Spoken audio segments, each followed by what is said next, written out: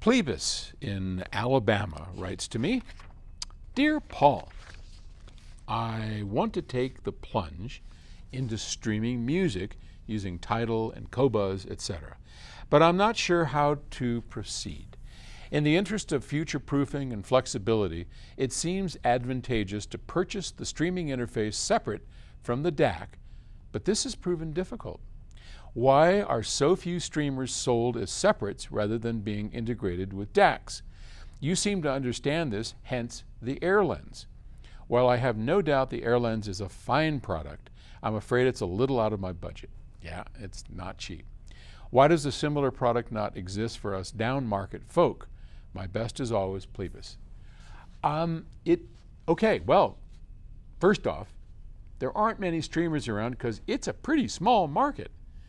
I mean, let's face it, most people, we're talking about the 99.999% of folks out in the world who stream music do so on their phones, on their Amazon Alexas, their Apple iHome, or I don't know, whatever those things are.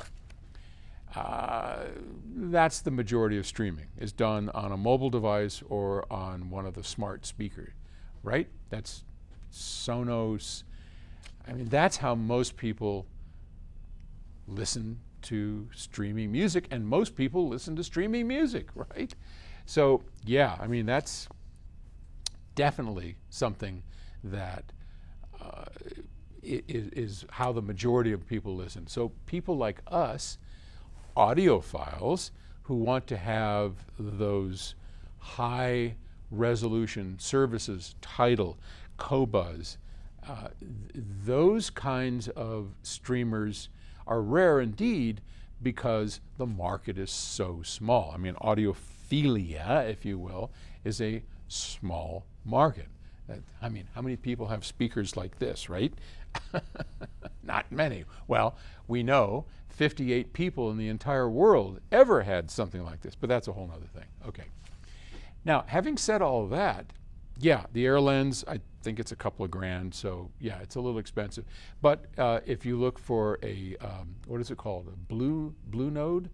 Blue Sound? Blue Sound. I think they have like a $500 streamer.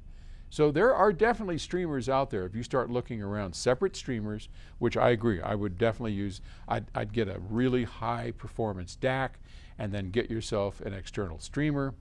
You could use your computer. I mean, you could get a, oh gosh, people have done this all the time. They've gotten like a little Mac Mini, hooked it up through USB, use that, you get a program on there and you can stream.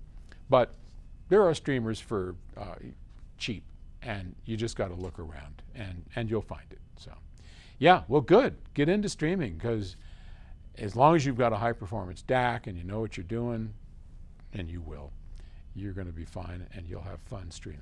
Okay? Thanks for the question. All right. Bye.